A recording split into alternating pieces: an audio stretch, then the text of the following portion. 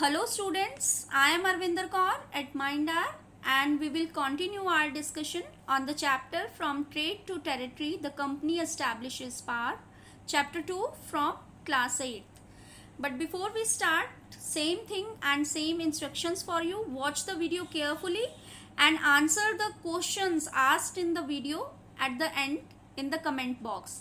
आखिरी में comment box में आंसर ज़रूर दीजिएगा. बहुत सारे बच्चे आंसर्स दे रहे हैं, हमें पता चल रहा है कि दे आर वॉचिंग एंड वो सारी चीज़ें जो हैं वो समझ रहे हैं, सारे कॉन्सेप्ट्स उनको क्लियर हो रहे हैं. But still there are some of the students who are not answering the questions, वो भी इसको देखें और आंसर दें. So let's begin now. So beta, in our previous video lecture, we told you about the Battle of Plassey and Battle of Buxar. हमने देखा कि कैसे बैटल ऑफ बक्सर में जीत जाने के बाद जो ब्रिटिशर्स हैं they become the masters of Bengal और उनको बंगाल के साथ साथ बिहार और उड़ीसा के भी दीवानी राइट्स जो हैं वो मिल जाते हैं. नाउ व्हाट दे डू, अब वो क्या करते हैं, they started to expand their empire. अब वो अपने रूल को एक्सपेंड करना शुरू करते हैं. और जो ईस्ट इंडिया कंपनी है, it had a different way of expanding it's rule in India. अपना रूल एक्सपेंड करने के लिए अलग अलग तरीके इस्तेमाल कर रहे हैं. रेयरली उन्होंने डायरेक्ट मिलिट्री अटैक्स किए. डायरेक्ट अटैक करने की जगह उन्होंने कुछ और तरीके भी इस्तेमाल किए अपने रूल को एक्सपेंड करने के लिए. अब ये क्या तरीके थे देखो, like for instance they appointed the residents in the Indian states. Battle of Buxar के बाद ही उन्होंने कुछ स्टेट्स में अपने रेजिडेंट्स अपॉइंट करने शुरू कर दिए. अब ये रेजिडेंट्स क्या होते हैं देखो, residents were the political agents. ये पॉलिटिकल एजेंट्स थे कंपनी के. एजेंट्स मीन्स कि जब ब्रिटिश इंडिया में आए थे तो उनके साथ और भी बहुत सारे ब्रिटिशर्स लाए थे ना वो, तो उन्होंने क्या किया, इनको अलग अलग इंडियन जो रूलर्स थे उनके दरबार में भेज दिया, छोड़ दिया जाता था उन्हें कि आप वहाँ पे ही रहोगे और ऑब्जर्व करोगे कि वो इंडियन रूलर्स करते क्या हैं, कैसे रहते हैं, उनके यहाँ कौन उनसे मिलने आता है, उनके इंटरनल एक्सटर्नल अफेयर्स के बारे में सारे मैटर्स. फॉर एग्जाम्पल सपोज आपके घर में किसी को बिठा दिया जाए और वो आपके घर में रहने के बाद क्या नोटिस करेगा, पूरा दिन आपके साथ रहेगा तो नोटिस करेगा ना आप सारा दिन क्या करते हो, आप क्या खाते हो, आपसे कौन मिलने आ रहा है या आप किससे मिलने जा रहे हो, क्या बातें करते हो, आपके पूरे मैटर्स के बारे में. तो सेम काम ये रेजिडेंट्स का होता था. वो पूरा नोटिस करते थे उस रूलर में के स्टेट में क्या हो रहा है और उसके बाद में ब्रिटिशर्स जो कंपनी थी उनको ऑफिशियल्स को इन्फॉर्म किया करते थे. So in this way British started the interference in the Indian states. इस तरह से इंडियन स्टेट्स के यहाँ उनके इंटरनल मैटर्स में इन्होंने इंटरफेयर करना शुरू कर दिया. अब ये जो आपको एक पिक्चर नज़र आ रही है ना, ये जो अंकल हैं ये हैं लॉर्ड वेल्जली. इनका नेम था रिचर्ड वेल्जली. हिस्ट्री में हम इन्हें लॉर्ड वेल्जली के नाम से ही बुलाते हैं. इन्होंने इंडिया में एक नया सिस्टम शुरू किया जिसे बोलते हैं सब्सिडरी अलायंस. अब ये सब्सिडरी अलायंस क्या था इसके बारे में भी आपको बताते हैं. अभी एक्चुअली में कोई भी जो ब्रिटिश गवर्नर जनरल इंडिया में आया ना, उसकी कोशिश ये रहती थी कि उससे पहले वाले जो गवर्नर जनरल ने जितना एक्सपेंशन किया यहाँ पे वो उससे भी ज़्यादा करे. ठीक है, लाइक जब वो वापस जाए तो उसको उतनी अच्छी तरह से ट्रीटमेंट मिल सकेगी, उसका एक नाम होगा कि उसने यहाँ बहुत रूल एक्सपेंड किया. तो ये जो वेल्जली थे, लॉर्ड वेल्जली, इन्होंने जो सब्सिडरी अलायंस का सिस्टम लॉन्च किया उसके अकॉर्डिंग क्या होता था देखो, अलायंस का मतलब होता है एग्रीमेंट, समझौता जिसे कहते हैं. तो इंडियन रूलर्स को बोला जाता था कि आप ब्रिटिश कंपनी के साथ में सब्सिडरी अलायंस साइन कर लो. उसके अकॉर्डिंग क्या होता था कि जो इंडियन रूलर्स होते थे they were not allowed to have their independent armed forces. उनको अपनी इंडिपेंडेंट आर्मी रखने का जो राइट है वो फिर नहीं होता था. उनको बोला जाता था कि आपके यहाँ पे अब ब्रिटिश की आर्मी रहेगी, मीन्स आपको आपकी किसी के साथ लड़ाई भी हो जाएगी तो आपकी तरफ से हमारी आर्मी जो है वो लड़ने के लिए जाएगी. बस आपको क्या करना है, आपको उस आर्मी की मेंटेनेंस का खर्चा उठाना होगा. सो इन दिस वे अगर रूलर उस मेंटेनेंस के खर्च को उठाने में सक्सेसफुल नहीं हो पाता, means by chance he failed, तो ब्रिटिश क्या करते थे, उससे एज अ पेनल्टी उसकी ही टेरिटरी का कुछ पार्ट जो है वो ले लिया करते थे. तो ये उनकी एक बहुत बड़ी एक चाल थी ना। एक तो इससे क्या होता था, डबल फायदा हुआ उन्हें। एक तो जो इंडियन रूलर्स हैं, अब उसके पास अपनी कोई पर्सनल तो आर्मी होगी नहीं। ब्रिटिश आर्मी है, चाहे कि उसकी मेंटेनेंस का खर्चा रूलर उठा रहा है, लेकिन वो हमेशा लॉयल रहती थी ब्रिटिशर्स की साइड ही। और ब्रिटिश जो इंडियन रूलर है वो अपनी मर्जी से किसी के साथ भी, किसी दूसरे रूलर के साथ किसी भी टाइप के रिलेशंस नहीं बना सकता था, ना फ्रेंडली ना एनिमिटी। उसको किसी भी टाइप के रिलेशन बनाने हैं अपने नेबरिंग स्टेट के साथ, तो उसको ब्रिटिश की परमिशन लेनी होती थी। तो कुल मिला के वो जो रूलर है वो पूरी तरीके से ब्रिटिशर्स के कब्जे में आ जाता था। So this was the subsidiary alliance. और इसी सब्सिडरी अलायंस के थ्रू इन 1801 लॉर्ड वेल्शली जो थे उन्होंने अवध के नवाब से ये अलायंस, पहले तो साइन हो गया था वो जब बैटल ऑफ बक्सर में वो हारा था 1764 में। आपको याद होगा नवाब शुजाउद्दौला के बारे में हमने पढ़ा था ना, जिसने मीर कासिम का साथ दिया था। तो शुजाउद्दौला ऑलरेडी जब बक्सर की बैटल में हारा था तो उससे सब्सिडरी अलायंस तो तभी साइन करा लिया गया था। लेकिन 1801 में जो है चार्ज लगाया गया उसके ऊपर, कौन सा, कि आप जो है जो आर्मी है उसकी मेंटेनेंस नहीं कर पा रहे हैं सही तरीके से, तो इस चार्ज के थ्रू उससे पेनल्टी के रूप में उसकी टेरिटरी का एक बहुत बड़ा हिस्सा, उसकी स्टेट का एक बहुत बड़ा हिस्सा जो है उससे ले लिया गया था। And same thing happened with the Hyderabad, और हैदराबाद के साथ भी यही जो सब्सिडरी अलायंस है उसको साइन कर लिया गया। तो इस तरीके से ये जो दो स्टेट थी वो तो ब्रिटिशर्स के कब्जे में आ गई। अब देखो हैदराबाद आज की डेट में अगर आप देखो तो आपको एक स्मॉल सिटी नज़र आएगा, but at that time Hyderabad यहाँ पे होता था, इतना बड़ा स्टेट था ये, यहाँ पे जो है निज़ाम का रूल था। एंड सिमिलरली अवध जो है अभी आपको कोई सेपरेट स्टेट नहीं है इंडिया में, इस समय ये उत्तर प्रदेश का पार्ट आता है। ये देखो ये जो पिंक वाला एरिया आपको नजर आ रहा है ना, this was the Awadh state at that time, उस समय था, इस समय उत्तर प्रदेश में है ये। नाउ व्हाट नेक्स्ट, अब इसके बाद देखो एंड इंडिया का जो सदर्न पार्ट आता है, व्हाट अबाउट दैट, साउथ में भी तो हमारे एम्पायर्स थे, काफ़ी अच्छी स्टेट्स वहाँ पे भी थी, और पॉलिटिकली भी और इकोनॉमिकली भी बहुत इंपॉर्टेंट थी। स्पेशली द मैसूर स्टेट की अगर बात करें तो मैसूर जो स्टेट थी वहाँ पे उस समय रूल चल रहा था हैदर अली का, और हैदर अली की डेथ के बाद उसका बेटा जो है, हिज सन टीपू सुल्तान जो है वो रूलर बनता है। अब इनके साथ में कैसे डील किया गया देखो, कंपनी को शुरू से ही इस बात का थ्रेट था कि जो मैसूर स्टेट है उनके लिए पॉलिटिकली भी और इकोनॉमिकली भी डेंजरस साबित हो सकती है। क्यों? इसके पीछे बहुत बड़ा रीज़न है। इससे पहले ना मैं आपको एक मैप दिखा रही हूँ, अगर आप इसको देखो तो पहले मैसूर स्टेट का जोग्राफिकल एरिया देख लो आप, कैसी है वो स्टेट। ये आपको मैप में अगर आप ध्यान से देखो तो आपको यहाँ पे ना ये येलो जो पोर्शन नजर आ रहा है ना, this is the Mysore state. At present Karnataka का जो एरिया है वो आता है ये। तो यहाँ पे अगर आप ये देखो तो ये पूरा सी कोस्ट है, समुंदर का किनारा लगता है, और सी ट्रेड के लिए बहुत ही इम्पोर्टेंट था ये। इसी रास्ते से इंपोर्ट और एक्सपोर्ट होते थे, शिप्स आते थे सामान से भरे हुए, और यहीं से शिप्स जो हैं सामान से भर के जाया करते थे यूरोपियन कंट्रीज़ को।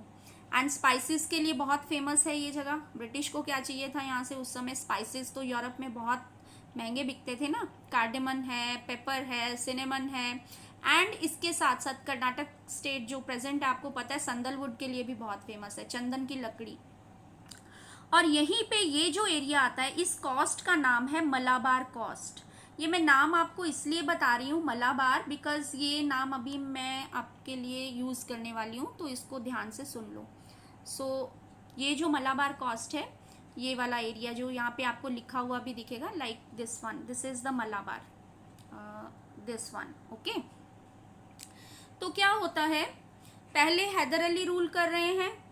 हैदर अली ने वो रूल कैसे हासिल किया है, हैदर अली से भी पहले वडियार किंग्स थे जिनका वहाँ पे रूल था, तो हैदर अली उनसे जीतते हैं और उसके बाद मैसूर को एक स्ट्रॉन्ग स्टेट बना देते हैं। बोथ द हैदर अली और उसके बाद उनका बेटा, both are the powerful and courageous rulers. 1761 से लेके 82 तक हैदर अली का रूल है, और 82 में उनकी डेथ के बाद टीपू सुल्तान रूलर बनते हैं। Tipu Sultan is also known as the tiger of Mysore. अब इसके पीछे भी बहुत इंटरेस्टिंग स्टोरी है कि उन्हें टाइगर ऑफ मैसूर क्यों बोलते हैं।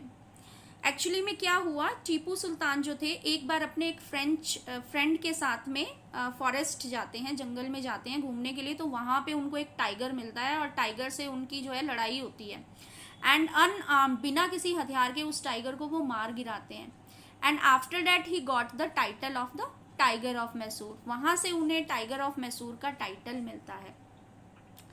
इसके साथ साथ अब जब टीपू सुल्तान रूलर बनते हैं 1782 में, उसके बाद 1785 में वो क्या करते हैं, वो मलाबार का जो कॉस्ट है वहाँ पे पूरे ट्रेड को वो कंट्रोल कर लेते हैं। अभी मैप में दिखाया था ना आपको।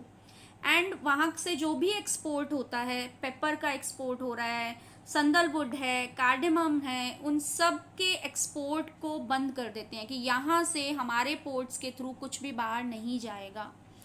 एट द सेम टाइम वो क्या करते हैं, वो लोकल मर्चेंट्स को भी मना कर देते हैं कि आप ब्रिटिशर्स के साथ किसी टाइप से कोई डीलिंग्स नहीं करेंगे, मीन्स आप उनसे ट्रेड नहीं करेंगे।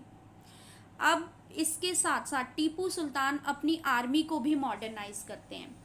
वो क्या करते हैं, अपने यहाँ पे फ्रेंच को अपॉइंट करते हैं, फ्रेंच जर्नल्स को अपॉइंट करते हैं कि मेरी आर्मी भी यूरोपियंस की तरह ही मॉडर्नाइज होनी चाहिए, क्योंकि उन्हें पता है अगर ब्रिटिश के साथ में सामना होगा तो आर्मी भी बिल्कुल टक्कर की होनी चाहिए। और फ्रेंच के साथ में उनकी बहुत अच्छी दोस्ती है, तो डैट इज़ वाई वो अपनी आर्मी को मॉडर्नाइज करने का काम करते हैं। आपको पता है जो टीपू सुल्तान है, ही was a very scientific person, बड़े साइंटिफिक पर्सन थे वो। इवन पहला जो रॉकेट अगर गए ना तो उन्होंने ही यूज़ किया होगा। नासा में आज भी उनकी जो फोटो है, उनका पोर्ट्रेट जो है वो लगा हुआ है। नासा जो है वहाँ पे अभी भी उनका पोर्ट्रेट जो है वो दिखता है वहाँ पे, because he was a scientific temper के पर्सन थे वो। अब ये जो कुछ भी वो कर रहे हैं, इससे क्या हो रहा है, अब ये तो ब्रिटिश के इंटरेस्ट के खिलाफ है, उन्हें तो ये चीज़ अपने लिए एक खतरा नज़र आ रही है। दे वर अलार्म्ड कि टीपू सुल्तान हमारे लिए बहुत बड़ा खतरा हो सकता है। So British become furious with his actions, उनके एक्शन से वो बहुत ज़्यादा फ्यूरियस हो जाते हैं and he try to suppress the power of the Mysore. ठान लेते हैं कि मैसूर की पावर को तो कंट्रोल करना ही है। एक बैटल जो है वो ब्रिटिश पीपल के बीच और मैसूर स्टेट के बीच हैदर अली के टाइम ही हो गई थी। That is known as the first Anglo Mysore war. Anglo का मतलब है ब्रिटिश की बात कर रहे हैं। तो हैदर अली उस बैटल में जीत गए थे, ठीक है। लेकिन अब क्या हुआ था, जीते तो ब्रिटिश ने बाद में समझौता कर लिया कि अरे नहीं, आगे से लड़ेंगे नहीं, एक दूसरे की टेरिटरीज लौटा देते हैं। Then second Anglo Mysore war होती है। अब सेकेंड एंग्लो मैसूर वॉर 1780 में स्टार्ट हुई और 84 तक चली। जब सेकेंड मैसूर वॉर चल रही थी, एंग्लो मैसूर वॉर, तो 1782 तक तो हैदर अली जो थे वो मैसूर स्टेट को लीड कर रहे थे। 82 में उनकी डेथ हो जाती है, तो बैटल आगे कंटिन्यू चलती रहती है और टीपू सुल्तान लीड संभाल लेते हैं। इस बैटल में भी टीपू सुल्तान जीत जाते हैं, ठीक है, विद हिज टैक्ट्स, जो उनकी अच्छी आर्मी थी उसकी वजह से। लेकिन ब्रिटिश फिर एक समझौता साइन कर लेते हैं। अब ब्रिटिश ये समझ चुके हैं कि भाई बहुत पावरफुल है, इसको इतने आराम से तो हटाया ही नहीं जा सकता, इसको जीतने के लिए तो कोई टैक्ट्स यूज़ करने होंगे। तो ब्रिटिश क्या करते हैं, वो टीपू सुल्तान की जो नेबरिंग स्टेट है, किसकी स्टेट है, एक तो है वहाँ पे निज़ाम, हैदराबाद के जो निज़ाम है, और दूसरे हैं वहाँ पे मराठास, उनको अपना एली बना लेते हैं, अपना समझौता कर लेते हैं उसके साथ में कि चलो मिल के लड़ते हैं, मराठास, निज़ाम और ब्रिटिश, और टीपू सुल्तान को हराते हैं। अब एक बात हमेशा याद रखिए, मैंने आपको पहले भी बताया था, इंडियन रूलर्स कब हारे, वो यूनाइट ही नहीं थे, एक दूसरे के खिलाफ मदद कर रहे हैं। अब बताइए, मराठा और निज़ाम जो है वो ब्रिटिश की साइड शामिल हो जाते हैं, किसको, टीपू सुल्तान को हराने के लिए। दे आर जेलस, उसकी स्टेट को, उसकी पावर को देख के वो भी जेलस हो रहे हैं और वो ब्रिटिश की मदद करते हैं। And at the same time जो फ्रेंच हैं, they have also deserted the Tipu Sultan, वो टीपू से उस समय तक दूर हो चुके हैं। So what is the result, क्या रिजल्ट निकलता है, थर्ड मैसूर के साथ जो लड़ाई होती है, थर्ड एंग्लो मैसूर वॉर, उसमें ब्रिटिश जो है वो जीत जाते हैं बिकॉज ऑफ देयर एलीज। उनके जो तीनों तरफ से तीन जो आर्मीज हैं इकट्ठी मिलके टीपू को हरा देती हैं। अब टीपू की जो टेरिटरी है उसका एक बहुत बड़ा हिस्सा ब्रिटिश उससे ले लेते हैं। इसके साथ साथ टीपू को कहा जाता है कि यू हैव टू पे द इंडेमिटी, आपको बहुत बड़ा हर्जाना पे करना होगा इस लड़ाई में ब्रिटिशर्स का जो भी लॉस हुआ है। टीपू जो है वो उसको पे करने की कंडीशन में नहीं होते हैं, तो रिजल्ट ये निकलता है कि टीपू के 2 बेटे जो हैं ब्रिटिश अपने साथ एज अ हॉस्टेज बना के ले जाते हैं, बंदी बना के ले जाते हैं। अब टीपू इस हार को कभी भी भूल नहीं पाते हैं। समझौता तो साइन हो गया लेकिन वो भूले नहीं कभी। Then what happened, then the Anglo Mysore war number 4, fourth Anglo Mysore war जो है वो होती है।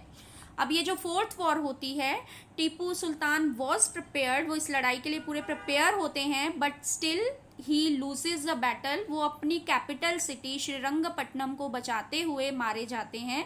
He was killed in 1799। और अब जो है पूरी तरह से मैसूर स्टेट जो है वो ब्रिटिश के कब्जे में आ जाती है। अब ब्रिटिश क्या करते हैं, अपने एलीज को भी खुश करते हैं, उन्होंने जिनका साथ लिया था उसने, उसका टेरिटरी का कुछ हिस्सा जो है वो निज़ाम को दे दिया जाता है। Some part is given to the Marathas also, कुछ हिस्सा वो अपने पास रखते हैं। एंड जो बचा कुचा थोड़ा सा पार्ट होता है मैसूर स्टेट का, वहाँ पे दोबारा से जो वडियार किंग्स हैं, वडियार डायनेस्टी जो हैदर अली से भी पहले रूल करती थी, उनको वहाँ की किंगशिप दे दी जाती है।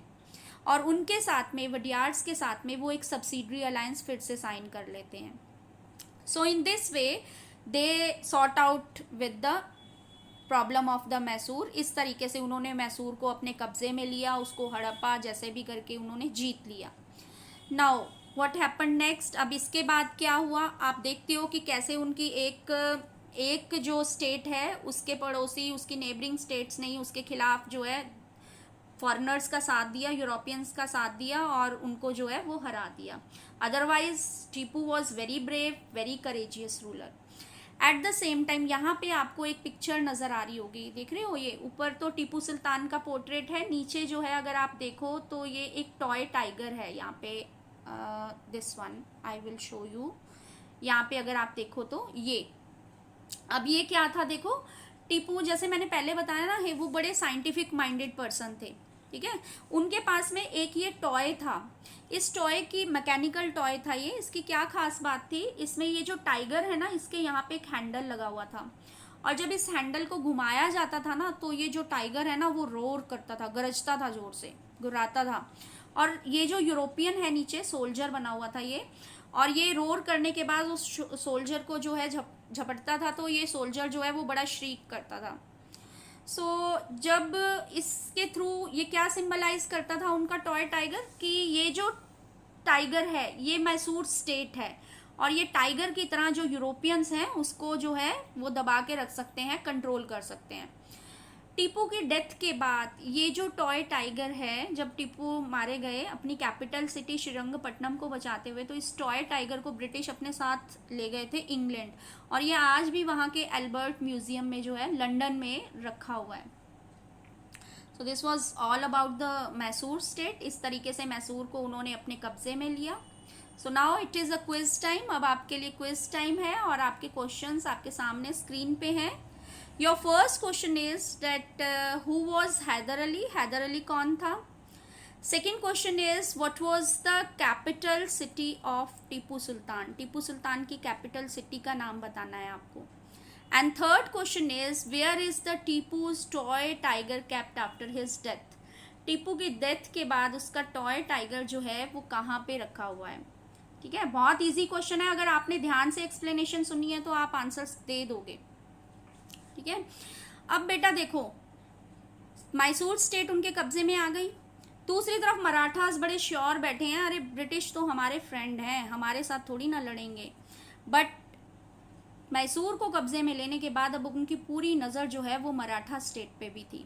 ठीक है, तो how they dealt with the Maratha ये हम अपने नेक्स्ट वीडियो लेक्चर में आपको बताएंगे, और उसके साथ इंडिया का नॉर्थ वेस्टर्न पार्ट जो आता है, Punjab state and the Sindh का एरिया जो था, how they capture that one also, उसको कैसे उन्होंने अपने कब्जे में लिया। These are the other things we are going to discuss in the next video lecture. So stay connected with us, हमारे साथ कनेक्टेड रहिए ताकि आपको सारे वीडियो लेक्चर्स जो हैं वो इजीली अवेलेबल होते रहें। So till then, good bye.